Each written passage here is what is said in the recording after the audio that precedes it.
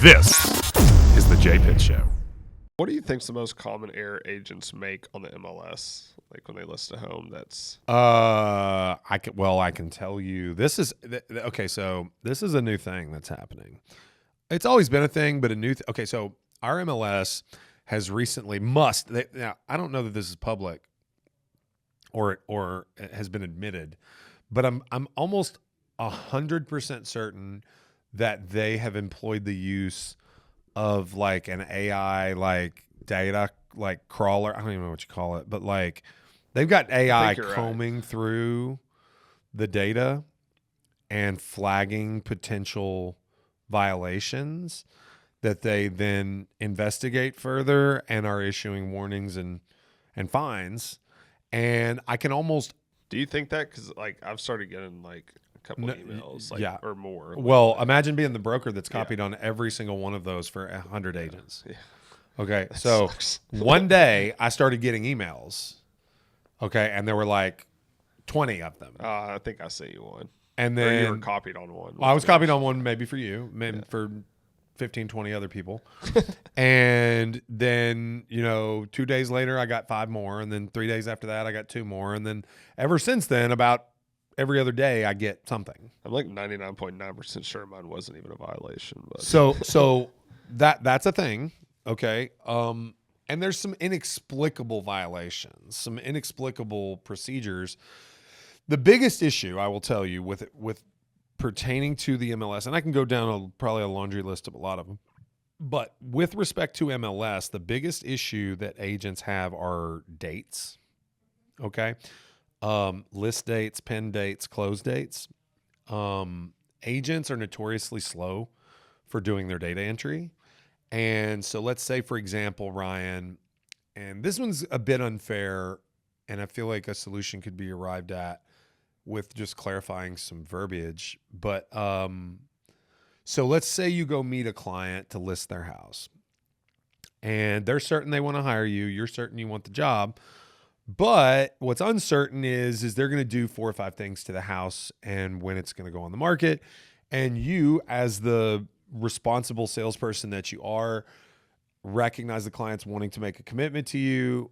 You don't want to lose the opportunity at getting the business because of, somebody whispering in their ear after you leave, oh, you shouldn't hire Ryan, blah, blah, blah, whatever. And so you want to go ahead and sign a listing agreement and sign up the listing right then and there. But there's all these procedures that need to be completed.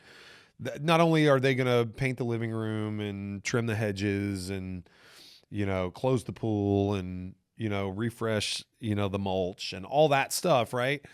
But like, there's some timing issues. Hey, well, we've got this going on and that going on, and we think it could be like next Wednesday, but maybe the week after. We're not 100% sure.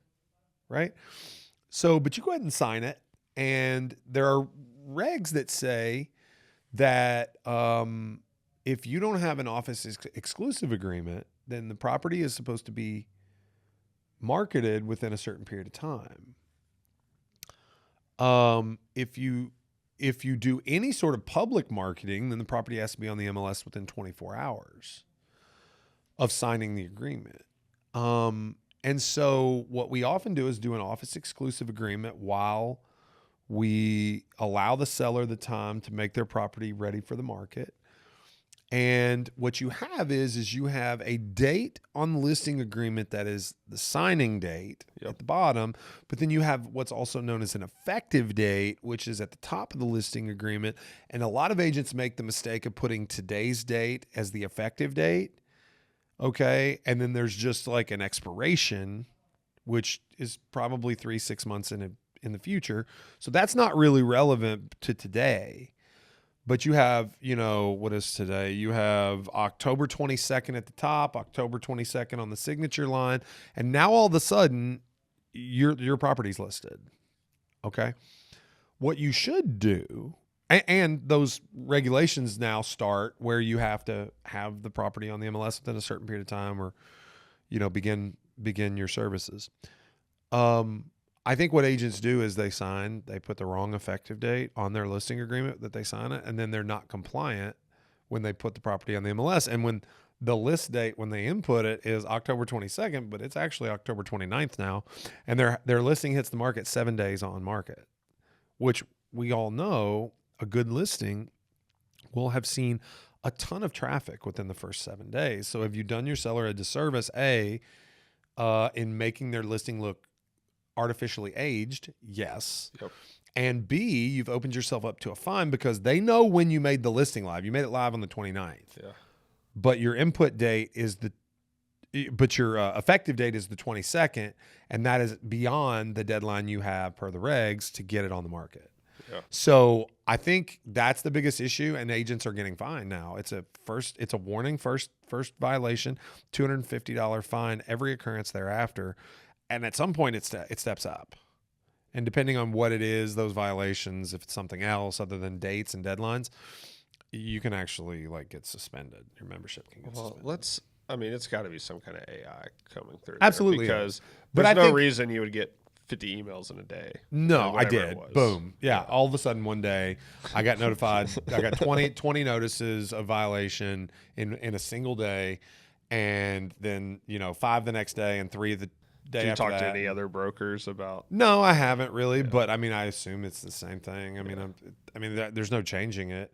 I would assume that the Board of Realtors is looking to raise revenue because the climate, as you're well aware from your prior work with Simba, there's a lot of trends in MLS,